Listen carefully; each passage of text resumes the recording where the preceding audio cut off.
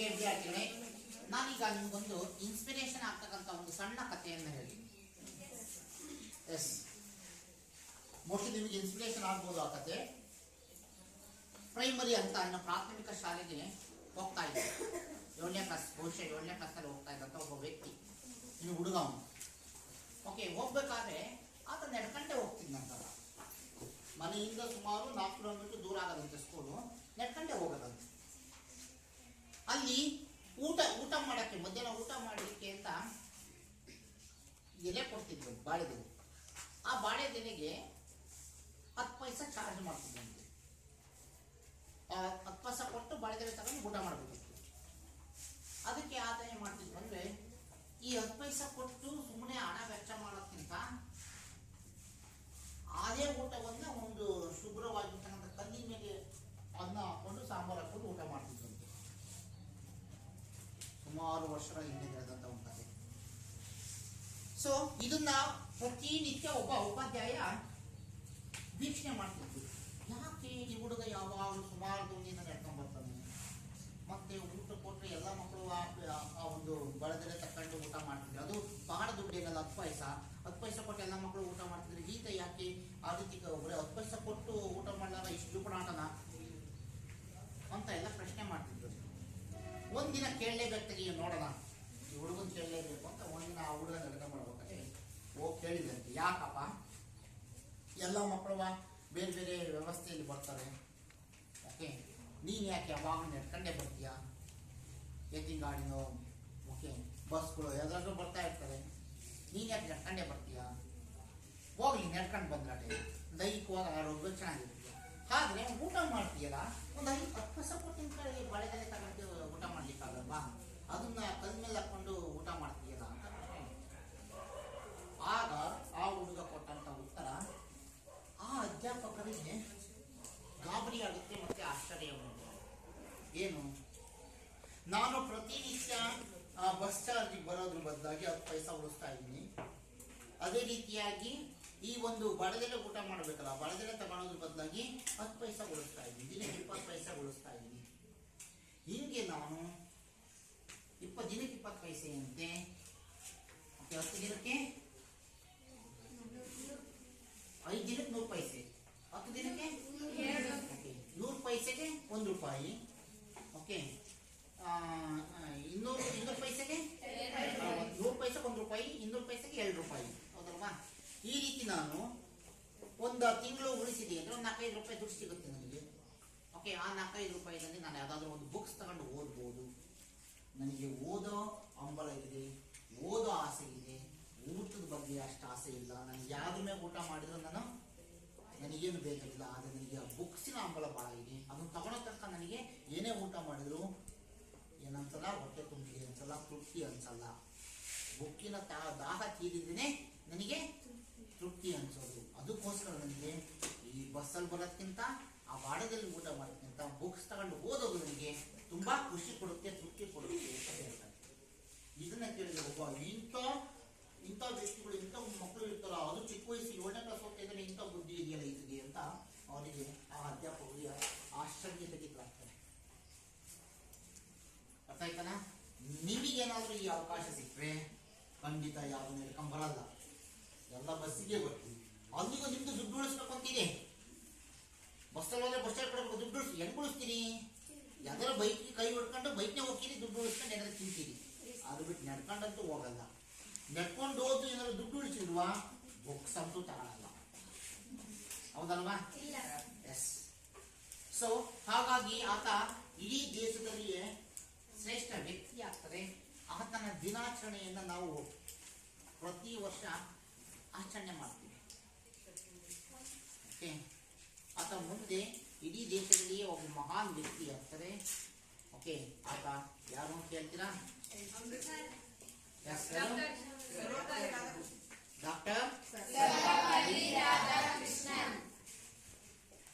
Doctor Sarvepalli Radhakrishnan ಅವರೊಬ್ಬ ಆದರ್ಶ ಶಿಕ್ಷಕರಾಗಿ ಇಡೀ ದೇಶಕ್ಕೆ ಮಾದರಿಯಾಗಿದ್ದಾರೆ. ಹಾಗಾಗಿ ಅವರ ಜನ್ಮ ದಿನವನ್ನು ನಾವು ಎಂತ ದಿನವನ್ನಾಗಿ ಆಚರಣೆ ಮಾಡ್ತೀವಿ?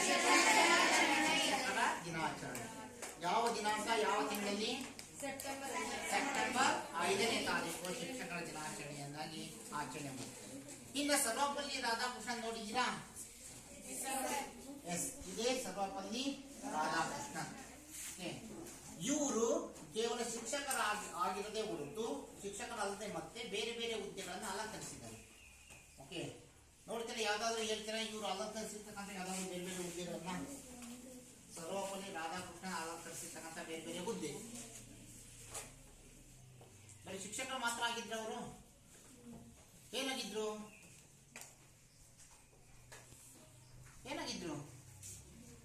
ನಮ್ಮ ದೇಶದ ಅತ್ಯುನ್ನತ ಹುದ್ದೆ, ನಮ್ಮ ದೇಶದ ಅತ್ಯುನ್ನತ ಹುದ್ದೆಯನ್ನು ಹೊಂದಿದ್ರು. ಯಾವುದದು?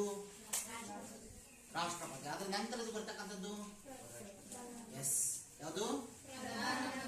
ಉಪರಾಷ್ಟ್ರಪತಿ. ಸರ್ವಪಲ್ಲಿ ರಾಧಾಕೃಷ್ಣನ್ ಅವರು ಏನಾಗಿದ್ರು? ಉಪರಾಷ್ಟ್ರಪತಿಗಳಾಗಿದ್ರು. ಹಾಗಾದ್ರೆ ರಾಷ್ಟ್ರಪತಿಗಳು ಯಾರಾಗಿದ್ರು ಗೊತ್ತಾ?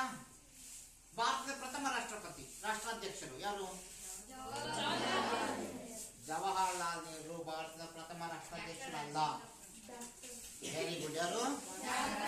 ಡಾಕ್ಟರ್ ರಾಜೇಂದ್ರ ಪ್ರಸಾದ್. ಡಾಕ್ಟರ್ ರಾಜೇಂದ್ರ ಪ್ರಸಾದ್ ಅವರು ಭಾರತದ ಮೊದಲ ರಾಷ್ಟ್ರಾಧ್ಯಕ್ಷರು. ಸೊ ಆ ರಾಷ್ಟ್ರಪತಿಗಳ ಆಯ್ಕೆ ಹೇಗಾಗುತ್ತೆ? ಅವರ ವಿದ್ಯಾರ್ಥಿ ಏನು? ಓಕೆ, ಸಂವಿಧಾನದಲ್ಲಿ ಯಾವ ಒಂದು ಅವಕಾಶವನ್ನ ಕಲ್ಪಿಸಿಕೊಟ್ಟಿದ್ದೀವಿ? ಓಕೆ, ಅವರು ಯಾವುದರ ಮುಖ್ಯಸ್ಥರಾಗಿರ್ತಾರೆ, ಅವರ ಕಾರ್ಯಗಳೇನು ಅಂತಕ್ಕಂಥದ್ದನ್ನ ನಾವು ಈ ದಿನದ ತರಗತಿಯಲ್ಲಿ ತಿಳಿದುಕೊಳ್ಳೋಣ. ಅದರಲ್ಲೂ ಕೇಂದ್ರ ಕಾರ್ಯಾಂಗದಲ್ಲಿ ರಾಷ್ಟ್ರಾಧ್ಯಕ್ಷರ ಬಗ್ಗೆ ತಿಳಿದುಕೊಳ್ಳೋಣ. ಕೇಂದ್ರ ಕಾರ್ಯಾಂಗ, ಶಾಸಕಾಂಗ ನೋಡಿದ್ವಲ್ವಾ?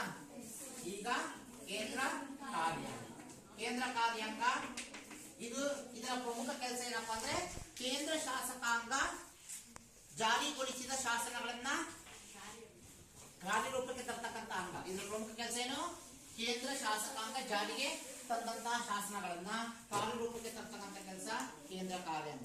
ಹಾಗಾದ್ರೆ ಕೇಂದ್ರ ಕಾರ್ಯಾಂಗ ಯಾರನ್ನು ಒಳಗೊಂಡಿರುತ್ತೆ? ಕೇಂದ್ರ ಕಾರ್ಯಾಂಗ ರಾಷ್ಟ್ರಾಧ್ಯಕ್ಷರು. ಯಾರನ್ನ? ರಾಷ್ಟ್ರಾಧ್ಯಕ್ಷರು ಮತ್ತೆ ಪ್ರಧಾನಮಂತ್ರಿಗಳು.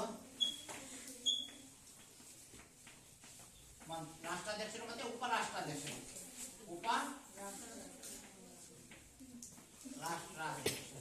ರಾಷ್ಟ್ರಾಧ್ಯಕ್ಷರು ಮತ್ತೆ ಉಪರಾಷ್ಟ್ರಾಧ್ಯಕ್ಷರು, ಪ್ರಧಾನಮಂತ್ರಿಗಳು ಮತ್ತು ಮಂತ್ರಿಮಂಡಲ. ಪ್ರಧಾನಮಂತ್ರಿಗಳನ್ನು ಒಳಗೊಂಡಿರ್ತಕ್ಕಂಥ ಮಂತ್ರಿ ಮಂಡಲ ಮತ್ತು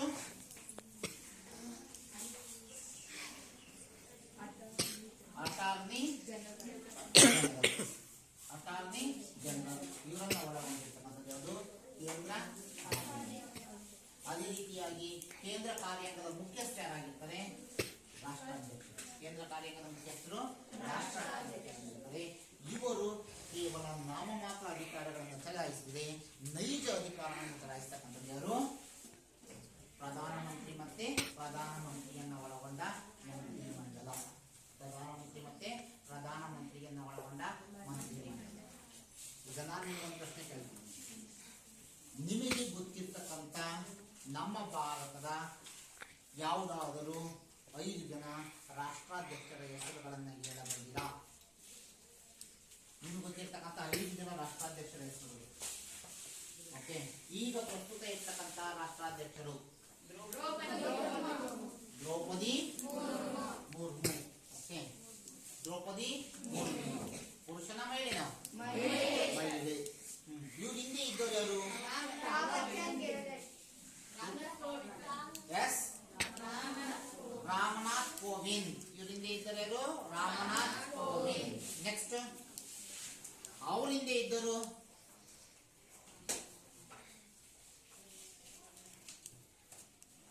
ಪ್ರತಿಭಾ ಪಾಟೀಲ್. ಕೇಳಿದ್ರೆ ಹೆಸರ?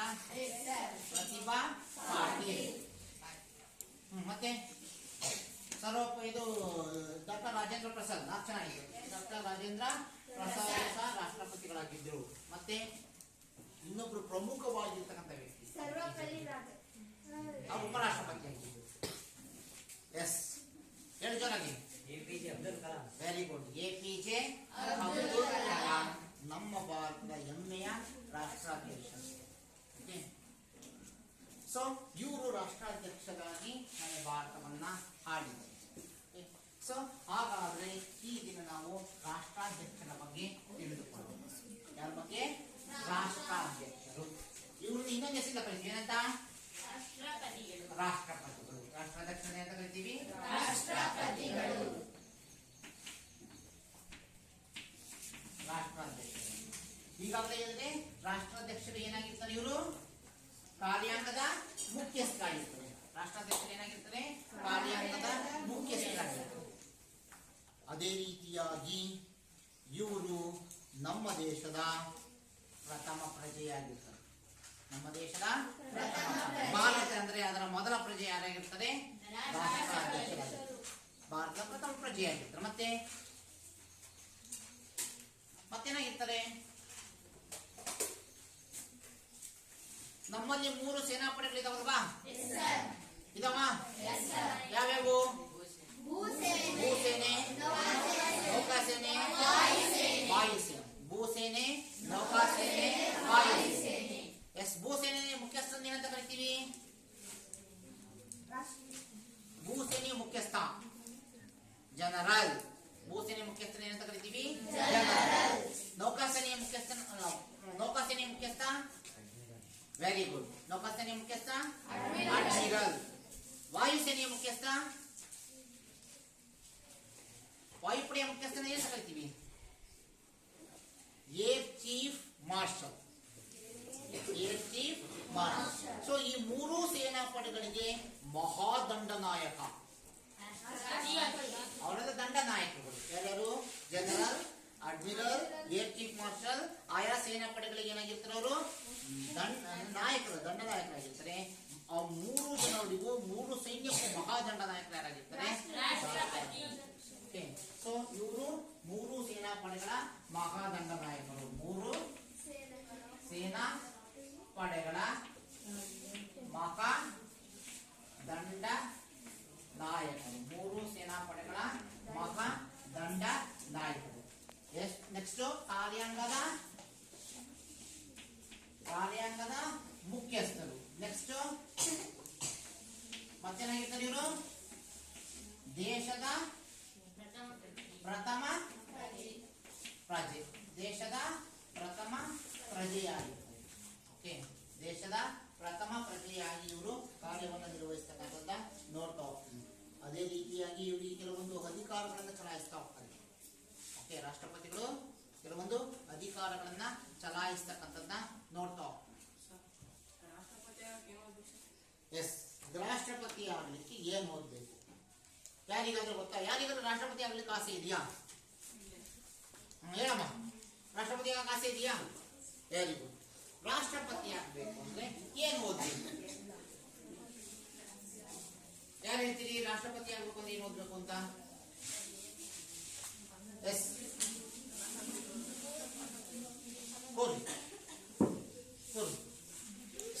ರಾಷ್ಟ್ರಪತಿ ಆಗ್ಬೇಕು ಅಂದ್ರೆ ಏನು ಅರ್ಹತೆಗಳಿರ್ಬೇಕು ಅಂತ ಪ್ರಶ್ನೆ ಇದೆ, ಹೌದಲ್ವಾ?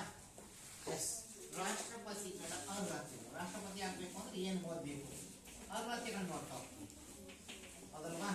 ರಾಷ್ಟ್ರಪತಿಗಳಾಗಬೇಕು ಅಂದ್ರೆ ನಿಮಗೆಲ್ಲರಿಗೂ ಗೊತ್ತು, ಭಾರತದ ಮೊದಲನೇದಾಗಿ ಏನಾಗಿರ್ಬೇಕು?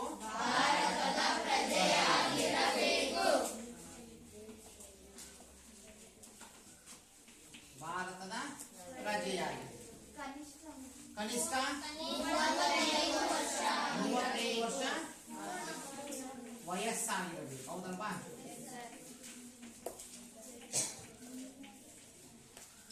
ಕನಿಷ್ಠ 35 ವರ್ಷ ವಯಸ್ಸಾಗಿರಬೇಕು. ಲೋಕಸಭಾ ಸದಸ್ಯರಾಗಲು ಇರಬೇಕಾದ ಅರ್ಹತೆ ಇದೆ. ಲೋಕಸಭಾ ಸದಸ್ಯರಾಗಲು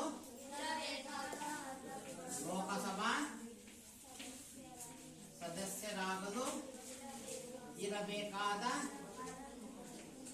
ಅರ್ಹತೆಗಳನ್ನು ಹೊಂದಿರಬೇಕು. ಈಗ ಸುದೀಪ ನಿಮಗೆಲ್ಲ ಒಂದು ಪ್ರಶ್ನೆ ಕೇಳಿದ, ಏನಂತ?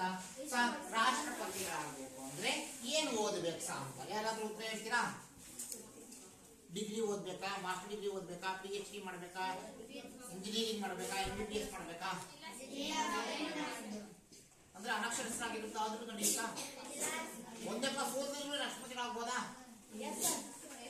ಒಂದೇ ಕ್ಲಾಸ್ ಓದಿಲ್ಲ ರಾಷ್ಟ್ರಪತಿ ಆಗ್ಬೋದಾ? ಎಮ್ಮೆ ಕಾಯ್ತಿದ್ದೇನಪ್ಪ, ರಾಷ್ಟ್ರಪತಿ ಆಗ್ಬೋದಾ? ಆಗ್ಬೋದು.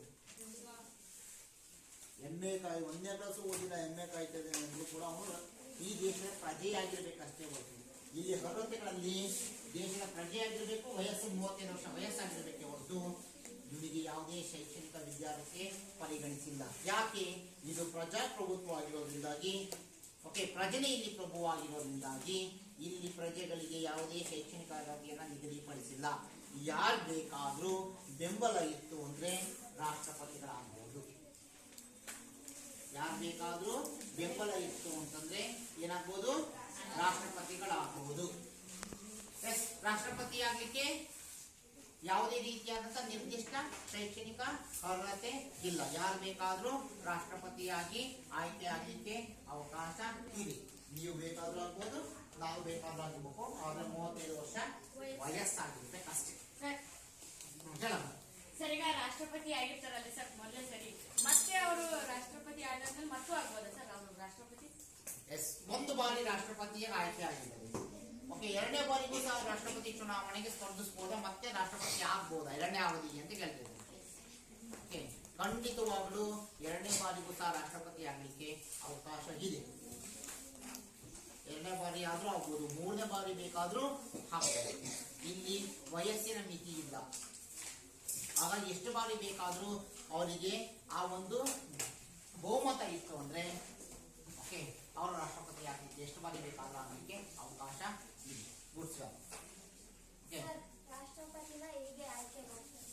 ಎಸ್, ಈಗ ರಾಷ್ಟ್ರಪತಿ ಈಗ ಆಯ್ಕೆ ಮಾಡ್ತದೆ. ಈಗ ಶೈಕ್ಷಣಿಕ ಅರ್ಹತೆ ಇಲ್ಲ ಅಂತಂದ್ರಪ್ಪ, ರಾಷ್ಟ್ರಪತಿನ ಯಾರು ಆಯ್ಕೆ ಮಾಡ್ತಾರೆ? ಓಕೆ, ಗೊತ್ತಿರೋ ಹೀಗೆ ರಾಷ್ಟ್ರಪತಿಗಳನ್ನ ಆಯ್ಕೆ ಮಾಡ್ಬೇಕು. ನಾವು ಆಯ್ಕೆ ಮಾಡ್ತೀವೋ ಅಥವಾ ಬೇರೆ ಜನ ಆಯ್ಕೆ ಮಾಡ್ತೀವೋ?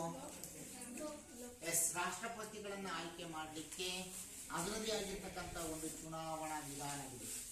ರಾಷ್ಟ್ರಪತಿಗಳನ್ನ ಆಯ್ಕೆ ಮಾಡಲಿಕ್ಕೆ ಅದರದೇ ಆಗಿರ್ತಕ್ಕಂಥ ಒಂದು ಚುನಾವಣಾ ವಿಧಾನ ಇದೆ.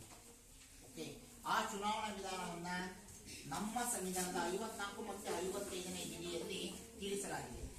ರಾಷ್ಟ್ರಪತಿಗಳನ್ನ ಹೇಗೆ ಆಯ್ಕೆ ಮಾಡಬೇಕು ಅಂತ ನಮ್ಮ ಸಂವಿಧಾನದ ಎಷ್ಟನೇ ವಿಧಿ? 54 ಮತ್ತೆ 55ನೇ ವಿಧಿ ಈ ಒಂದು ರಾಷ್ಟ್ರಪತಿ ಚುನಾವಣೆಯ ಬಗ್ಗೆ ತಿಳಿಸುತ್ತೆ.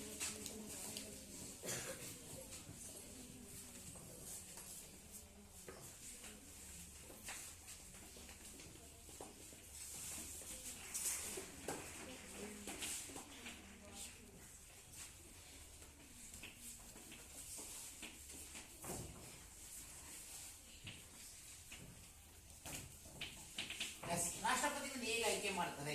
ಓಕೆ, ರಾಷ್ಟ್ರಪತಿಗಳನ್ನು ಹೇಗೆ ಆಯ್ಕೆ ಮಾಡ್ತಾರೆ ಅಂತಕ್ಕಂಥದ್ದನ್ನ ನಮ್ಮ ಸಂವಿಧಾನದ ಎಷ್ಟನೇ ವಿಧಿ? 54 ಮತ್ತೆ 55ನೇ ವಿಧಿ ನಮ್ಮ ರಾಷ್ಟ್ರಪತಿಗಳನ್ನು ಹೇಗೆ ಆಯ್ಕೆ ಮಾಡಬೇಕು ಅಂತಕ್ಕಂಥದ್ದನ್ನ ವಿವರಿಸಲಾಗಿದೆ. ರಾಷ್ಟ್ರಪತಿಗಳನ್ನ ಜನಗಳು ಆಯ್ಕೆ ಮಾಡ್ತಾರೋ ಅಥವಾ ಬೇರೆಯವರು ಆಯ್ಕೆ ಮಾಡ್ತಾರೋ? ರಾಷ್ಟ್ರಪತಿಗಳು ಜನರಿಂದ ಪ್ರತ್ಯಕ್ಷವಾಗಿ ನೇರವಾಗಿ ಆಯ್ಕೆ ಆಗಲ್ಲ, ಪರೋಕ್ಷವಾಗಿ ಆಯ್ಕೆ ಆಗ್ತವೆ.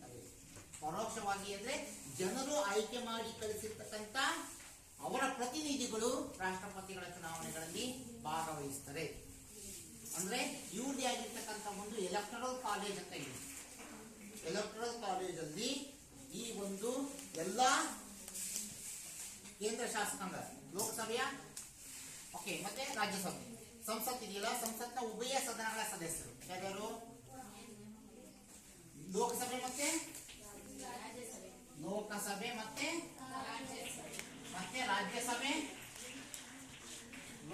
ಮತ್ತೆ ರಾಜ್ಯಸಭೆ ಸದಸ್ಯರು, ಲೋಕಸಭೆ ಮತ್ತೆ ರಾಜ್ಯಸಭೆ ಸದಸ್ಯರು. ಎಷ್ಟು ಜನ? ಲೋಕಸಭೆ ಎಷ್ಟು? 543. ಓಕೆ, ರಾಜ್ಯಸಭೆ ಎಷ್ಟು? 250 ಜನ. ಅದೇ ರೀತಿಯಾಗಿ ಎರಡನೇದು ಎಲ್ಲಾ ರಾಜ್ಯಗಳ ವಿಧಾನಸಭಾ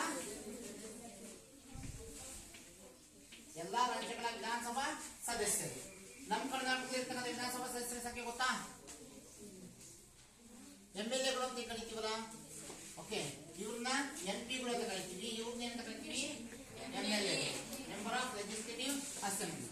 ಓಕೆ, ಎಲ್ಲಾ ರಾಜ್ಯಗಳ ವಿಧಾನಸಭಾ ಸದಸ್ಯರು. ನಮ್ಮ ಕರ್ನಾಟಕದಲ್ಲಿರ್ತಕ್ಕಂಥ ವಿಧಾನಸಭಾ ಸದಸ್ಯರ ಸಂಖ್ಯೆ ಎಷ್ಟು?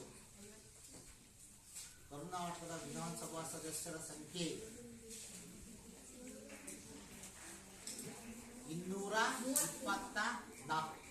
ಎಷ್ಟು? 224. ಆ ರೀತಿ ಎಲ್ಲಾ ರಾಜ್ಯಗಳಲ್ಲಿ ವಿಧಾನಸಭಾ ಸದಸ್ಯರಿದ್ದಾರೆ.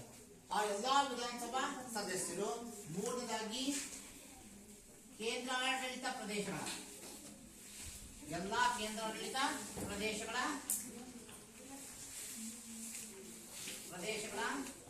ವಿಧಾನಸಭಾ ಸದಸ್ಯರು. ಎಲ್ಲಾ ಕೇಂದ್ರಾಡಳಿತ ಪ್ರದೇಶಗಳ ವಿಧಾನಸಭಾ ಸದಸ್ಯರು ಇವರು ಏನಾಗ್ತದೆ ರಾಷ್ಟ್ರಪತಿ ಚುನಾವಣೆಯಲ್ಲಿ ಭಾಗಿಯಾಗಿ ತಮ್ಮ ಅಮೂಲ್ಯವಾಗಿರ್ತಕ್ಕಂಥ ಮತವನ್ನ ತಮ್ಮ ಇಷ್ಟ ಬಂದ ವ್ಯಕ್ತಿಗೆ ಆಯ್ಕೆ ಮಾಡಿ ಮತವನ್ನ ನೀಡೋದ್ರ ಮುಖಾಂತರ ರಾಷ್ಟ್ರಪತಿಗಳನ್ನ ಆಯ್ಕೆ ಮಾಡ್ತಾರೆ. ಅವ್ರ ಆಯ್ಕೆ ಮಾಡಲಿಕ್ಕೆ ನಮ್ಗೆ ಈ ಒಂದು ಎಲೆಕ್ಷನ್ ಇದು ಅಂತೀವಲ್ಲ, ಓಕೆ, ಇದು ಪೋಲಿಂಗ್ ಸ್ಟೇಷನ್ ಅಂತೀವಲ್ಲ, ಹಂಗೆ ಅದು ಪೋಲಿಂಗ್ ಸ್ಟೇಷನ್ ಅಂದ್ರೆ ಎಲೆಕ್ಟ್ರಲ್ ಕಾಲೇಜ್ ಅಂತ ಕರಿತೀವಿ ನಾವು. ಮತದಾನ ಕೇಂದ್ರ ಅಂತ ಹೇಳ್ತೀವಲ್ಲ ಪೋಲಿಂಗ್ ಸ್ಟೇಷನ್, ಅಲ್ಲಿಗೂ ವೋಟ್ ಹಾಕ್ತೀವಲ್ವಾ MLA MP ಎಲೆಕ್ಷನ್ ಅಲ್ಲಿ. ಹಂಗೆ ರಾಷ್ಟ್ರಪತಿಗಳ ಎಲೆಕ್ಷನ್ ಇರ್ತಕ್ಕಂಥದ್ದು ಎಲೆಕ್ಟ್ರಲ್ ಕಾಲೇಜ್ ಅಂತ ಇದೆ. ಅಲ್ಲಿಗೆ ಇವರು ಹೋಗಿ ಲೋಕಸಭೆ ಮತ್ತೆ ರಾಜ್ಯಸಭಾ ಸದಸ್ಯರು, ಅದೇ ರೀತಿ ಎಲ್ಲಾ ರಾಜ್ಯಗಳ ವಿಧಾನಸಭಾ ಸದಸ್ಯರು ಮತ್ತೆ ಎಲ್ಲಾ ಕೇಂದ್ರಾಡಳಿತ 8 ಕೇಂದ್ರಾಡಳಿತ ಪ್ರದೇಶಗಳಿದಾವಲ್ಲ, ಆ ಎಲ್ಲಾ 8 ಕೇಂದ್ರಾಡಳಿತ ಪ್ರದೇಶಗಳ ವಿಧಾನಸಭಾ ಸದಸ್ಯರು ಹೋಗಿ ಅಲ್ಲಿ ತಮ್ಮ ಇಷ್ಟವಾದ ಅಭ್ಯರ್ಥಿಗೆ, ತಮ್ಮ ಆಯ್ಕೆಯ ಅಭ್ಯರ್ಥಿಗೆ ತಮ್ಮ ಮತವನ್ನ ಚಲಾವಣೆ ಮಾಡೋದ್ರ ಮುಖಾಂತರ ರಾಷ್ಟ್ರಾಧ್ಯಕ್ಷರನ್ನ ಆಯ್ಕೆ ಮಾಡ್ತಾರೆ. ಹಾಗಾದ್ರೆ ರಾಷ್ಟ್ರಾಧ್ಯಕ್ಷರ ಅಧಿಕಾರಾವಧಿ ಎಷ್ಟು ವರ್ಷಗಳು? 5 ವರ್ಷ. Very good. ಎಷ್ಟು ವರ್ಷ? 5 ವರ್ಷ. ರಾಷ್ಟ್ರಾಧ್ಯಕ್ಷರ ಅಧಿಕಾರಾವಧಿ ಎಷ್ಟು ವರ್ಷ? 5 ವರ್ಷ. ಓಕೆ. ಸೊ 5 ವರ್ಷ ಆದ್ಮೇಲೆ ಮತ್ತೆ ಏನಾಗುತ್ತೆ? ಮತ್ತೆ ಚುನಾವಣೆ ಆಗುತ್ತೆ. ಓಕೆ, ಚುನಾವಣೆ ಮತ್ತೆ ಏನಾಗ್ಬೋದು? ಅವರು ಈಗ ಆಗಿದ್ದಂತ ರಾಷ್ಟ್ರಪತಿಗಳು ಮತ್ತೆ ಚುನಾವಣೆಯಲ್ಲಿ ಭಾಗಿಯಾಗಬಹುದು, ಮತ್ತೆ 2ನೇ ಬಾರಿ ರಾಷ್ಟ್ರಾಧ್ಯಕ್ಷರಾಗಿ ಆಯ್ಕೆ ಆಗಲಿಕ್ಕೆ ಅವಕಾಶ ಇದೆ. ಓಕೆ, ಸೊ ಈಗ ನಾವು ರಾಷ್ಟ್ರಾಧ್ಯಕ್ಷರಾಗಿ ಆಯ್ಕೆ ಆಗಿ 1-2 ವರ್ಷ ಆಗಿಲ್ಲಪ್ಪ, ಅವರಿಗೆ ಆ ಹುದ್ದೆಯಲ್ಲಿ ಮುಂದುವರಿಯಕ್ಕಾಗಲ್ಲ ಅಂತಂದ್ರೆ ಅವರು ತಮ್ಮ ಹುದ್ದೆಗೆ ಮಾಡಬಹುದು, ರಾಜೀನಾಮೆಯನ್ನ ಕೊಡಬಹುದು. ರಾಷ್ಟ್ರಾಧ್ಯಕ್ಷರು ತಮ್ಮ ಹುದ್ದೆಯಲ್ಲಿ ಮುಂದುವರಿಲಿಕ್ಕೆ ಸಾಧ್ಯವಾಗಿದ್ರೆ ತಮ್ಮ ಹುದ್ದೆಗೆ ರಾಜೀನಾಮೆಯನ್ನ ಕೊಡಬಹುದು. ಡೌಟ್ ಇದೆ ಅಂತಮ್ಮ? ಕೇಳಿ ಏನಾದಿದ್ರೆ ರಾಷ್ಟ್ರಾಧ್ಯಕ್ಷರಿಗೆ 1-2 ವರ್ಷ ರಾಷ್ಟ್ರಾಧ್ಯಕ್ಷರಾಗಿ ಆಯ್ಕೆ ಆಗಿದ್ದಾರೆ. ಓಕೆ, ಅವ್ರಿಗೆ ಯಾಕೋ ಅಧಿಕಾರ ಚಲಾಯಿಸಕ್ ಆಗ್ತಿಲ್ಲ, ಅನಾರೋಗ್ಯ ಆಯ್ತು. ಓಕೆ, ಯಾವುದೋ ವೈಯಕ್ತಿಕ ಕಾರಣ ಇರ್ಬೋದು. ಕೇಳಪ್ಪ. ಎಸ್, ರಾಷ್ಟ್ರಾಧ್ಯಕ್ಷರು ತಮ್ಮ ಹುದ್ದೆಗೆ ರಾಜೀನಾಮೆ ಕೊಡಬೇಕು ಅಂತಂದ್ರೆ ಅದನ್ನ ಸುಪ್ರೀಂ ಕೋರ್ಟ್ ನ ಮುಖ್ಯ ನ್ಯಾಯಮೂರ್ತಿಗೆ ಕೊಡಬೇಕು. ಯಾಕೆ ಅಂದ್ರೆ ರಾಷ್ಟ್ರಾಧ್ಯಕ್ಷರಾಗಿ ಆಯ್ಕೆಯಾದಾಗ ರಾಷ್ಟ್ರಪತಿಗಳಿಗೆ ಅಥವಾ ರಾಷ್ಟ್ರಾಧ್ಯಕ್ಷರಿಗೆ ಪ್ರಮಾಣ ವಚನವನ್ನು ಬೋಧನೆ ಮಾಡ್ತಕ್ಕಂಥ ಯಾರು? ಸರ್ವೋಚ್ಚ ನ್ಯಾಯಾಲಯದ ಮುಖ್ಯ ನ್ಯಾಯಮೂರ್ತಿ. ಸರ್ವೋಚ್ಚ ನ್ಯಾಯಾಲಯದ ಮುಖ್ಯ ನ್ಯಾಯಮೂರ್ತಿ ಅವರಿಗೆ ಪ್ರಮಾಣ ವಚನವನ್ನು ಬೋಧನೆ ಮಾಡ್ತಾರೆ. ನಿಮ್ಗೆ ಗೊತ್ತಿರ್ಬೋದು, ನೋಡಿರ್ಬೋದು ಎಲ್ಲ. ಈಗ ಲಾಸ್ಟ್ ಟೈಮ್ ಲೋಕಸಭಾ ಎಲೆಕ್ಷನ್ ಆತರ ಎಲ್ಲ ಎಂಪಿಗಳು ಏನ್ ಮಾಡಿದ್ರು? ರಾಷ್ಟ್ರಾಧ್ಯಕ್ಷರಿಂದ ಪ್ರಮಾಣ ವಚನ ಸ್ವೀಕರಿಸಿದ್ರು. ಓಕೆ, ಏನು ನರೇಂದ್ರ ಮೋದಿ ಎಂಬ ಹೆಸರಿನ ನಾನು ಓಕೆ ದೇವರ ಮೇಲೆ ಪ್ರಮಾಣ ಮಾಡುತ್ತಿದ್ದೇನೆ ಅಂತ ಪ್ರಮಾಣ ವಚನ. ನಾನು ಈ ಒಂದು ಸಂವಿಧಾನ ಕಾನೂನನ್ನ ಕಾಪಾಡುತ್ತೇನೆ, ಅವುಗಳಂತೆ ನಡೆದುಕೊಳ್ಳುತ್ತೇನೆ, ಯಾವುದೇ ಪಕ್ಷಪಾತ ಮಾಡಲ್ಲ, ಓಕೆ, ದೇಶದ ಐಕ್ಯತೆ ಮತ್ತೆ ಸಮಗ್ರತೆಗೆ ನಾನು ಧಕ್ಕೆ ತರಲ್ಲ ಅಂತ ಪ್ರಮಾಣ ವಚನ ತಗೊಂತ ನೋಡಿರ್ಬೋದು ನೀವು, ನ್ಯೂಸ್ಗಳೆಲ್ಲ ತೋರಿಸಿದ್ದಾರೆ. ಸೊ ಆ ರೀತಿಯಾಗಿ ಸರ್ವೋಚ್ಚ ನ್ಯಾಯಾಲಯದ ಮುಖ್ಯ ನ್ಯಾಯಮೂರ್ತಿ ಚೀಫ್ ಜಡ್ಜ್ ಏನ್ ಮಾಡ್ತಾರೆ? ರಾಷ್ಟ್ರಾಧ್ಯಕ್ಷರಿಗೆ ಪ್ರಮಾಣ ವಚನವನ್ನ ಬೋಧನೆ ಮಾಡ್ತಾರೆ. ಅವ್ರ ಸ್ವ ಇಚ್ಛೆ, ನನಗೆ ಈ ಅಧಿಕಾರದಲ್ಲಿ ಮುಂದುವರಿಯಕ್ಕಾಗಲ್ಲ ಅಂತ ಅವ್ರು ರಾಜೀನಾಮೆ ಕೊಡ್ಬೋದು ಅಂತ ಹೇಳಿದ್ರು. ಒಂದು ವೇಳೆ 5 ವರ್ಷ ಅವ್ರಿಗೆ ಇಷ್ಟ ಇಲ್ಲ, ರಾಜ್ಯಪಾಲರ ಮುಂದುವರಿತಾರೆ, ರಾಷ್ಟ್ರಾಧ್ಯಕ್ಷರ ಮುಂದುವರಿತಿದ್ದಾರೆ, ಹಾಗಾದ್ರೆ ರಾಷ್ಟ್ರಾಧ್ಯಕ್ಷರನ್ನ ಅಧಿಕಾರದಿಂದ ಕೆಳಗಿಳಿಸಕ್ಕಾಗಲ್ವಾ? ಆಗುತ್ತೆ. ಯಾವಾಗ ಆಗುತ್ತೆ? ರಾಷ್ಟ್ರಾಧ್ಯಕ್ಷರನ್ನ ಅಧಿಕಾರದಿಂದ ಕೆಳಗಿಳಿಸಬಹುದು. ಯಾವಾಗ ಇಳಿಸಬಹುದು? Very good. ಸಂವಿಧಾನಕ್ಕೆ ವಿರುದ್ಧವಾಗಿ ರಾಷ್ಟ್ರಾಧ್ಯಕ್ಷರು ಸಂವಿಧಾನಕ್ಕೆ ವಿರುದ್ಧವಾಗಿ ನಡ್ಕೊಂಡಾಗ ಅವರನ್ನು ಅಧಿಕಾರದಿಂದ ಕೆಳಗಿಳಿಸಬಹುದು. ಹೇಗೆ ಇಳಿಸಬಹುದು? ಇದರ ವಿಧಾನ ಇದೆಯಾ? ರಾಷ್ಟ್ರಾಧ್ಯಕ್ಷರನ್ನ ಅವರ ಹುದ್ದೆಯಿಂದ ಕೆಳಗಿಳಿಸಲಿಕ್ಕೆ ಏನಾದರೂ ವಿಧಾನ ಇದೆಯಾ? ವಿರೋಧ ಪಕ್ಷ ಇರ್ತಕ್ಕಂಥ ಸರ್ ಅವರು ರಾಷ್ಟ್ರಪತಿಗಳು ಪಕ್ಷದ ನಾಯಕ ಒಂದು ಆಡಳಿತ ಪಕ್ಷದ ನಾಯಕ. ರಾಷ್ಟ್ರಪತಿಗಳು ಪಕ್ಷ ಅವ್ರ ಪಕ್ಷದ ಆಯ್ಕೆ ಆದರೂ ಸಹ ಅವರೇನಾಗಿರ್ತಾರೆ ಕಾರ್ಯಗಳ ಮುಖ್ಯಸ್ಥರಾಗಿರ್ತಾರೆ. ಅದು ನೈಜ ಕಾರ್ಯಗಳ ಮುಖ್ಯಸ್ಥರು ಪ್ರಧಾನಮಂತ್ರಿಗಳಾಗಿರೋದ್ರಿಂದಾಗಿ ಓಕೆ ಅಲ್ಲಿ ಪ್ರಧಾನಿಗಳ ವಿರೋಧ ಪಕ್ಷದ ನಾಯಕರು ತಪ್ಪುಗಳನ್ನು ಎತ್ತಿ ತೋರಿಸ್ತಕ್ಕಂಥದ್ದು ಯಾವುದು ಆಡಳಿತ ಪಕ್ಷದ ನಾಯಕರು. ಆಡಳಿತ ಪಕ್ಷ ಸರ್ಕಾರದ ತಪ್ಪುಗಳನ್ನ ಎತ್ತಿ ತೋರಿಸ್ತಕ್ಕಂಥದ್ದು. ರಾಷ್ಟ್ರಾಧ್ಯಕ್ಷರು ಏನಾದ್ರು ತಪ್ಪುಗಳನ್ನ ಎಸಗಿದ್ರೆ ಗುಡ್.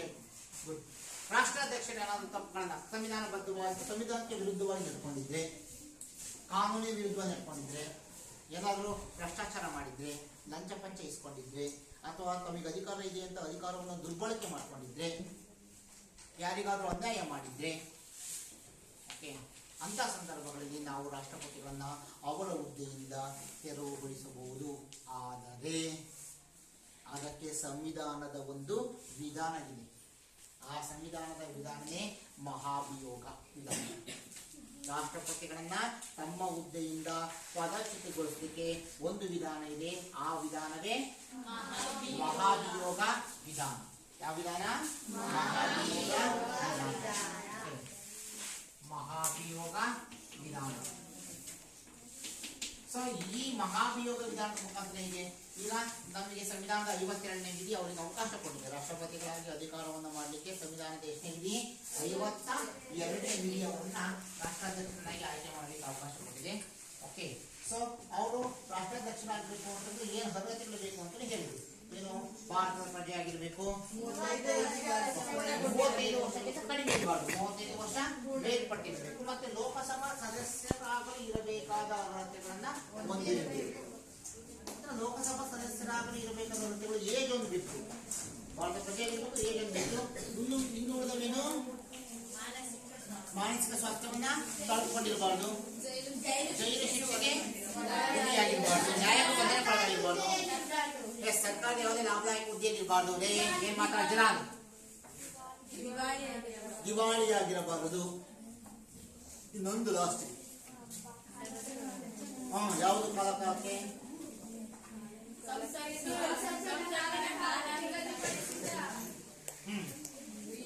ಗಂಡ್ಮಕ್ಳು ಹೇಳ್ತಾನೆ ಸುಮ್ಮನೆ ಇದ್ದಿರದ ಸಂಸತ್ತು ಕಾಲಕ್ಕೆ ನಿಗದಿಪಡಿಸುವ ಅಂದ್ರೆ ಸಂಸತ್ತಿಗೆ 35 ವರ್ಷ ಇಲ್ಲ 40 ವರ್ಷ ಮಾಡಿದ್ರೆ ಅದನ್ನು ಪಾಲಿಸಬೇಕು. ಸಂಸತ್ತು ಕಾಲಕ್ಕೆ ನಿಗದಿಪಡಿಸುವ ಅರ್ಹತೆಗಳನ್ನ ಹೊಂದಿರಬೇಕು. ಇಷ್ಟು ಅರ್ಹತೆಗಳನ್ನು ಹೊಂದಿದ್ರೆ ನಾವು ರಾಷ್ಟ್ರಪತಿಗಳಾಗಬಹುದು. ಓಕೆ ರಾಷ್ಟ್ರಪತಿಗಳಾಗಬೇಕು, ಅವ್ರನ್ನ ಅಧಿಕಾರದಿಂದ ಕೆಳಗಿಳಿಸಬೇಕು ಅಂದ್ರೆ ಒಂದು ವಿಧಾನ ಇದೆ, ಅದು ಮಹಾಭಿಯೋಗ. ಹೇಗೆ ಇಳಿಸ್ಬೇಕಂದ್ರೆ ಅಷ್ಟು ಸುಲಭ ಅಲ್ಲ ರಾಷ್ಟ್ರಪತಿಗಳನ್ನ ಅಧಿಕಾರದಿಂದ ಕೆಳಗಿಳಿಸೋದು. ಅವ್ರ ಮೇಲೆ ದೋಷಾರೋಪ ಪಟ್ಟಿ ಸಲ್ಲಿಸಬೇಕಾದ್ರೂ ಸಹ ಬಹಳ ಕೇರ್ಫುಲ್ ಆಗಿರ್ಬೇಕು. ಓಕೆ ಸರಿ, ಈಗ ಯಾರೋ ಒಬ್ಬ ಎಂಪಿಗೋ ಅಥವಾ ಒಂದು ಪಕ್ಷಕ್ಕೋ ಓಕೆ ಅವರು ಸಂವಿಧಾನ ವಿರೋಧವಾಗಿ ಸಂವಿಧಾನ ಬಾಹಿರವಾಗಿ ಕಾರ್ಯನಿರ್ವಹಿಸಿರ್ತಕ್ಕಂಥದ್ದು, ಸಂವಿಧಾನ ಧಿಕ್ಕರಿಸಿರ್ತಕ್ಕಂಥದ್ದು, ಯಾವುದೋ ಭ್ರಷ್ಟಾಚಾರದಲ್ಲಿ ತೊಡಗಿರ್ತಕ್ಕಂಥದ್ದು ದಾಖಲೆಗಳ ಸಮೇತ ಗೊತ್ತಾಗಿದೆ ಅಂದಾಗ ನಾಳಿಕೆ ಹೋಗಿ ಧರಣಿ ಕೊಡಂಗಿಲ್ಲ ರಾಷ್ಟ್ರಪತಿಗಳ ಅಧಿಕಾರದ ಕೆಳಗಿಳಿಸಿ ಅಂತ. ಅದಕ್ಕೊಂದು ಸಿಸ್ಟಮ್ ಇದೆ. ಏನಿದೆ? ಆ ಒಂದು ಲೋಕಸಭೆನೋ ಅಥವಾ ರಾಜ್ಯಸಭೆ ಅವೆರಡರಲ್ಲಿ ಒಂದು ಸಭೆಯಲ್ಲಿ ಯಾವ ಒಂದು ಮಹಾಭಿಯೋಗ ಮಸೂದೆಯನ್ನು ಸಲ್ಲಿಸಬೇಕು, ದೋಷಾರೋಪ ಪಟ್ಟಿಯನ್ನು ಸಲ್ಲಿಸಬೇಕು. ಈ ರೀತಿ ರಾಷ್ಟ್ರಪತಿಗಳು ಸಂವಿಧಾನ ವಿರೋಧಿಯಾಗಿ ನಿಂತ್ಕೊಂಡಿದ್ದಾರೆ, ಭ್ರಷ್ಟಾಚಾರದಲ್ಲಿ ತೊಡಗಿದ್ದಾರೆ, ಅವರನ್ನ ಅಧಿಕಾರದಿಂದ ಕೆಳಗಿಳಿಸಬೇಕು ಅಂತ ನಾವೇನು ಮಾಡಬೇಕು? ಅವ್ರನ್ನ ದೋಷಾರೋಪ ಪಟ್ಟಿಯನ್ನ ಸಲ್ಲಿಸಬೇಕು. ಈ ರೀತಿ ದೋಷಾರೋಪ ಪಟ್ಟಿಯನ್ನ ಸಲ್ಲಿಸಿದ ನಂತರ ಏನ್ ಮಾಡ್ತಾ ಹೋಗ್ತಾರೆ? ಆ ಸಭಾಧ್ಯಕ್ಷರು ಅವರಿಗೆ 14 ದಿನಗಳವರೆಗೆ ಒಂದು ಸಮಯಾವಕಾಶವನ್ನು ಕೊಡ್ತಾರೆ. ಓಕೆ ಅದಕ್ಕೂ ಮುಂಚೆ ರಾಷ್ಟ್ರಪತಿಗಳ ವಿರುದ್ಧ ದೋಷಾರೋಪ ಪಟ್ಟಿ ಸಲ್ಲಿಸಿ ಮಹಾಭಿಯೋಗದ ಮುಖಾಂತರ ಅಧಿಕಾರದಿಂದ ಪದಚ್ಯುತಗೊಳಿಸಬೇಕು ಅಂತ ಓಕೆ ಯಾರು ಒಂದು ಹಕ್ಕು ಮಂಡನೆ ಮಾಡ್ತಾರೋ ಆ ಒಂದು ದೋಷಾರೋಪ ಪಟ್ಟಿಗೆ ಇರ್ತಕ್ಕಂಥ ಒಟ್ಟು ಸದಸ್ಯರಲ್ಲಿ 10% ಸದಸ್ಯರು ಒಪ್ಪಿಗೆಯನ್ನು ಸೂಚಿಸಿ ಸಹಿ ಮಾಡಿರಬೇಕು. ಆಗಿದ್ದಾಗ ಮಸೂದೆ ಏನಾಗುತ್ತೆ? ಅಂಗೀಕಾರ ಆಗುತ್ತೆ, ಅಕ್ಸೆಪ್ಟ್ ಮಾಡ್ಕೊಳ್ತಾರೆ. ಇಲ್ಲ ಒಬ್ಬನೇ MP ಹಿಂಗೆ ದೋಷಾರೋಪ ಮಾಡಿದರೆ ಅಂತ ಒಬ್ಬ ಇಬ್ಬ ಹೋಗಿ ಕೇಳ್ಕೊಂಡ್ರೆ ಅದು ಸಾಧ್ಯ ಇಲ್ಲ. ಹಾಗಾಗಿ ಕನಿಷ್ಠ ಎಷ್ಟು? 10ನೇ ಒಂದು ಬಗ್ಗೆ ನಾನು ಲೋಕಸಭೆಯಲ್ಲಿ ಮಂಡಿಸ್ತಾ ಇದ್ದೀನಿ. ಯಾವ್ದನ್ನ? ರಾಷ್ಟ್ರಪತಿಗಳ ಪದಚ್ಯುತಿಗೋಸ್ಕರ ಏನ್ ಮಾಡ್ತಿದ್ದೀನಿ? ದೋಷಾರೋಪ ಪಟ್ಟಿನ ಸಲ್ಲಿಸ್ತಾ ಇದ್ದೀನಿ, ಮಂಡಿಸ್ತಾ ಇದ್ದೀನಿ. ಓಕೆ ಹಾಗಾದ್ರೆ ಆ ಲೋಕಸಭೆಯಲ್ಲಿ ಎಷ್ಟು ಸದಸ್ಯರ ಒಂದು ಬೆಂಬಲ ಬೇಕೋ ಆ ಒಂದು ದೋಷಾರೋಪ ಪಟ್ಟಿ ಸಹಿ ಹಾಕಬೇಕು. 10ನೇ ಒಂದು ಭಾಗದ ಸದಸ್ಯರು ಒಟ್ಟು ಇರ್ತಕ್ಕಂಥ ಸದಸ್ಯರು ಎಷ್ಟು? 543. ಅಂದ್ರೆ 10ನೇ ಒಂದು ಭಾಗ ಅಂದ್ರೆ ಎಷ್ಟು ಜನ ಸದಸ್ಯರು?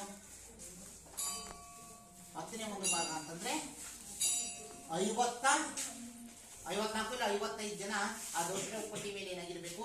ಸಹಿ ಹಾಕಿರ್ಬೇಕು. ಆಗಿದ್ದಾಗ ಮಾತ್ರ ಏನಾಗುತ್ತೆ, ಅದನ್ನ ಅಕ್ಸೆಪ್ಟ್ ಮಾಡ್ಕೊಳ್ಬೇಕು. ಅಕ್ಸೆಪ್ಟ್ ಮಾಡ್ಕೊಂಡ್ಬೇಕು 14 ದಿನ ಟೈಮ್ ಕೊಡಬೇಕು. ನಾವು 14 ದಿನ ಟೈಮ್ ಕೊಡ್ತೀವಿ. ಓಕೆ, ನಾವು ಇದನ್ನ ಚರ್ಚೆ ಕರಿತೀವಿ. ಚರ್ಚೆಯಲ್ಲಿ ಒಂದು ದೋಷಾರೋಪ ಪಟ್ಟಿಗಳನ್ನ ಸಲ್ಲಿಸಿ ನೀವು ಮಂಡಿಸಿ ಈ ಅಪೇಕ್ಷತೆ ಮಂಡನೆ ಏನೇನೋ ಬಹುಮತ ಸಿಕ್ತು ಅಂದ್ರೆ ಈ ಮಸೂದೆ ಅಂಗೀಕಾರ ಆಗುತ್ತೆ ಅಂತ ಹೇಳ್ತಾರೆ ಸ್ಪೀಕರ್.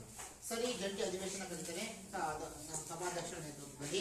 ಆ ಜಂಟಿ ಅಧಿವೇಶನ ಕರೆದಂತ ಸಂದರ್ಭದಲ್ಲಿ ಆ ದೋಷಾರೋಪ ಪಟ್ಟಿಯನ್ನು ಸಲ್ಲಿಸ್ತಾರೆ. ಆ ದೋಷಾರೋಪ ಪಟ್ಟಿ ಸಲ್ಲಿಸಿದಾಗ ಅವರ ಆಧಾರ ಸಮೇತ ತೋರಿಸ್ತಾರೆ. ನೋಡಿ, ಈ ರೀತಿ ರಾಷ್ಟ್ರಪತಿಗಳು ಈ ರೀತಿ ಅಧಿಕಾರ ದುರ್ಬಳಕೆ ಮಾಡಿಕೊಂಡು ಏನ್ ಮಾಡಿದ್ದಾರೆ? ಸಂವಿಧಾನ ವಿರೋಧವನ್ನು ನೆಡ್ಕೊಂಡಿದ್ದಾರೆ. ಇಂಥವ್ರು ಈ ಹುದ್ದೆಯನ್ನು ಮುಂದುವರಿಯುವುದು ಕಾನೂನು ಬಾಹಿರಾಗುತ್ತೆ, ಸಂವಿಧಾನ ವಿರೋಧಿ ಆಗುತ್ತೆ. ದಯಮಾಡಿ ಇದನ್ನ ಅಧಿಕಾರದಿಂದ ಕೆಳಗಿಳಿಸಬೇಕು, ಬದಲಿಗೊಳಿಸಬೇಕು ಅಂತ ಹಕ್ಕು ಮಂಡನೆ ಮಾಡ್ತಾರೆ ದೋಷಾರೋಪ ಪಟ್ಟಿ ಸಲ್ಲಿಸಿ. ಆ ದೋಷಾರೋಪ ಪಟ್ಟಿ ಸರಿ ಅಂತ ಎಷ್ಟು ಜನ ಅನ್ಸುತ್ತೋ ಅಷ್ಟು ಜನ ಏನ್ ಮಾಡಬೇಕು? ತಮ್ಮ ಒಂದು ಬಹುಮತವನ್ನು ಸೂಚಿಸಬೇಕು 50 ಮುಖಾಂತರ. ಈ ರೀತಿ ಅಲ್ಲಿ ಇರ್ತಕ್ಕಂಥ ನೆರೆದಿರ್ತಕ್ಕಂಥ ಒಟ್ಟು ಸದಸ್ಯರಲ್ಲಿ 3/2 ಭಾಗದಷ್ಟು ಸದಸ್ಯರು ಎಷ್ಟು? 3/2 ಭಾಗದಷ್ಟು ಸದಸ್ಯರು ಹೌದು, ನಿಮ್ಮ ದಾಖಲೆಗಳು ಸರಿ ಇದ್ದಾವೆ, ನಿಜ, ರಾಷ್ಟ್ರಪತಿಗಳು ಸಂವಿಧಾನ ಬಾಹಿರವಾಗಿ ನೆಟ್ಕೊಂಡಿದ್ದಾರೆ, ಇವರು ಇಂದ ಈ ಹುದ್ದೆಯಲ್ಲಿ ಮುಂದುವರಿಯೋದು ಬೇಡ ಅಂತ ಏನು ಅವರು ಸಹ ಒಪ್ಪಿಗೆ ಸೂಚಿಸಿರುತ್ತೆ. ಇಮಿಡಿಯೇಟ್ ಆಗಿ ರಾಷ್ಟ್ರಪತಿಗಳನ್ನು ನೀವು ಮಾಡಬಹುದು, ಅಧಿಕಾರದಿಂದ ಕೆಳಗಿಳಿಸಬಹುದು. ಈ ವಿಧಾನವನ್ನೇ ಮಹಾಭಿಯೋಗ ವಿಧಾನ ಅಂತ. ಏನಮ್ಮ ಸರ್, ಈಗ ರಾಷ್ಟ್ರಪತಿಗೆ ರಾಜೀನಾಮೆ ಕೊಡ್ತಾರೆ ಸರ್, ಅವರಾದ್ಮೇಲೆ ಅದನ್ನ ಯಾರು ಆಡಳಿತ ಮಾಡ್ತಾರೆ? ರಾಷ್ಟ್ರಪತಿಗಳು ಹೋದ್ಮೇಲೆ ಉಪರಾಷ್ಟ್ರಪತಿಗಳು ಇರ್ತಾರ. ರಾಷ್ಟ್ರಪತಿಗಳ ಅನುಪಸ್ಥಿತಿಯಲ್ಲಿ ಉಪರಾಷ್ಟ್ರಪತಿಗಳು ಏನ್ ಮಾಡ್ತಾ ಹೋಗ್ತಾರೆ? ಹೊಸ ರಾಷ್ಟ್ರಪತಿಗಳು ಆಯ್ಕೆ ಆಗೋವರೆಗೂ ಅವರೇ ಆ ಕೆಲಸ ಕಾರ್ಯಗಳನ್ನು ನಿಭಾಯಿಸ್ಕೊಂಡು ಹೋಗ್ತಾರೆ. ಓಕೆ, ರಾಷ್ಟ್ರಪತಿಗಳೀಗ ಅಧಿಕಾರದಿಂದ ಕೆಳಗಿಲ್ಲ ಅಂದ್ರೆ ಉಪರಾಷ್ಟ್ರಪತಿಗಳೇ ರಾಷ್ಟ್ರಪತಿಗಳ ಕಾರ್ಯವನ್ನು ಹೊಸದಾಗಿ ರಾಷ್ಟ್ರಪತಿಗಳ ಆಯ್ಕೆ ಆಗತಕ್ಕ ಅವರೇ ನಿರ್ವಹಿಸಿಕೊಂಡು ಹೋಗ್ತಾರೆ. ಈ ಒಂದು ವಿಧಾನವನ್ನ ಮಹಾಭಿಯೋಗ ಅಂತ ಹೇಳ್ತಾರೆ. ಏನಂತ ಕರಿತಾ ಹೋಗ್ತೀವಿ? ಮಹಾಭಿಯೋಗ ಅಂದ್ರೆ ರಾಷ್ಟ್ರಪತಿಗಳನ್ನ ತಮ್ಮ ಹುದ್ದೆಯಿಂದ ಪದಚ್ಯುತಗೊಳಿಸುವ ವಿಧಾನವೇ ಮಹಾಭಿಯೋಗ ವಿಧಾನ. ಹೌದಲ್ವಾ? ಸೊ ಇವತ್ತಿನ ತರಗತಿಯಲ್ಲಿ ನಾವು ಕೇಂದ್ರ ಕಾರ್ಯಾಂಗದಲ್ಲಿ ರಾಷ್ಟ್ರಾಧ್ಯಕ್ಷರನ್ನು ಹೇಗೆ ಆಯ್ಕೆ ಮಾಡ್ತೀವಿ, ಓಕೆ, ರಾಷ್ಟ್ರಾಧ್ಯಕ್ಷರು ಹೊಂದಿರತಕ್ಕಂಥ ಹುದ್ದೆಗಳು ಯಾವ್ಯಾವು, ಓಕೆ, ಅದೇ ರೀತಿಯಾಗಿ ರಾಷ್ಟ್ರಾಧ್ಯಕ್ಷರಾಗಲಿಕ್ಕೆ ಬೇಕಾದಂತಹ ಅರ್ಹತೆಗಳೇನು, ಮತ್ತೆ ರಾಷ್ಟ್ರಾಧ್ಯಕ್ಷರನ್ನ ಅಧಿಕಾರದಿಂದ ಕೆಳಗಿಳಿಸುವ ವಿಧಾನ ಯಾವುದು ಮಹಾಭಿಯೋಗ ವಿಧಾನದ ಬಗ್ಗೆ ನಾವು ಚರ್ಚೆ ಮಾಡಿದಿಲ್ಲ. ಅರ್ಥ ಆಯ್ತಲ್ಲ? ಅದೇ ರೀತಿಯಾಗಿ ನಾನು ನಿಮಗೆ ಕೆಲವೊಂದು ಪ್ರಶ್ನೆಗಳನ್ನು ಕೊಡ್ತೀನಿ, ಮನೆಯಲ್ಲಿ ಉತ್ತರ ಬರ್ಕೊಂಡು ಬನ್ನಿ. Okay, S. ಪ್ರಶ್ನೆ ನಂಬರ್ 1, ನಮ್ಮ ಭಾರತವನ್ನ ಆಳಿದ ಪ್ರಮುಖ ರಾಷ್ಟ್ರಾಧ್ಯಕ್ಷರನ್ನ, ನಮ್ಮ ಭಾರತ ದೇಶವನ್ನು ಆಳಿದ ಪ್ರಮುಖ ರಾಷ್ಟ್ರಾಧ್ಯಕ್ಷರನ್ನ ಪಟ್ಟಿ ಮಾಡಿ. ಸಾಧ್ಯವಾದರೆ ಅವರ ಭಾವಚಿತ್ರ ಸಂಗ್ರಹಿಸಿ. ನಮ್ಮ ಭಾರತದ ಪ್ರಮುಖ ರಾಷ್ಟ್ರಾಧ್ಯಕ್ಷರ ಭಾವಚಿತ್ರಗಳನ್ನು ಸಂಗ್ರಹಿಸಿ ಹಾಗೂ ಅವರ ಹೆಸರುಗಳನ್ನ ಪಟ್ಟಿ ಮಾಡಿ. ಎರಡನೇದಾಗಿ ರಾಷ್ಟ್ರಪತಿಗಳ ಚುನಾವಣಾ ವಿಧಾನವನ್ನ ಸಂಕ್ಷಿಪ್ತವಾಗಿ ವಿವರಿಸಿ. ರಾಷ್ಟ್ರಪತಿಗಳ ಚುನಾವಣಾ ವಿಧಾನವನ್ನ ಸಂಕ್ಷಿಪ್ತವಾಗಿ ವಿವರಿಸಿ.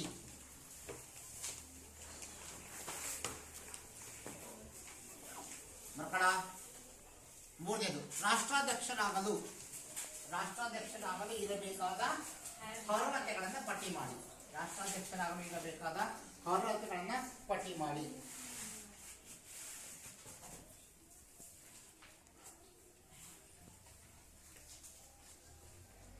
ಮಹಾಭಿಯೋಗ ಎಂದರೇನು?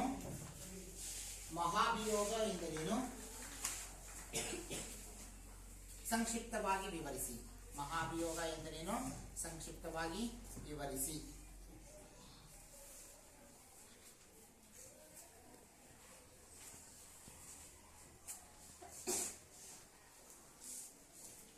ನಾನು ಭಾರತ ದೇಶದ ರಾಷ್ಟ್ರಪತಿಯಾದರೆ ನಾನು ಭಾರತ ದೇಶದ ರಾಷ್ಟ್ರಪತಿಯಾದರೆ ಡ್ಯಾಶ್ ಮುಂದಕ್ಕೆ ಏನು ಮಾಡ್ತೀರಿ ಅಂತಕ್ಕಂಥದ್ದನ್ನ ನೀವು ಒಂದು 5-6 ಲೈನಲ್ಲಿ ಗಾಢ 10 ಲೈನಲ್ಲಿ ಟಿಪ್ಪಣಿ ಬರ್ಕೊಂಡ್ಬರ್ರಿ. ನಾನು ಭಾರತದ ರಾಷ್ಟ್ರಪತಿಯಾದರೆ ಮುಂದೆ, ಮತ್ತು ಈಗಲೇ ಅಲ್ಲ, 35 ವರ್ಷ ವಯಸ್ಸಾಗ್ಬಿಟ್ಟು ನಿಮಗೆ, ನಾನು ಭಾರತದ ರಾಷ್ಟ್ರಪತಿಯಾದರೆ ಡ್ಯಾಶ್ ಏನು ಮಾಡುವೆ ಅಂತಕ್ಕಂಥದ್ದನ್ನ ನಿಮ್ಮದೇ ಆದಂಥ ವಾಕ್ಯಗಳಲ್ಲಿ ಬರೆದುಕೊಂಡು ಬರ್ತೀರಲ್ಲ. ಎಸ್.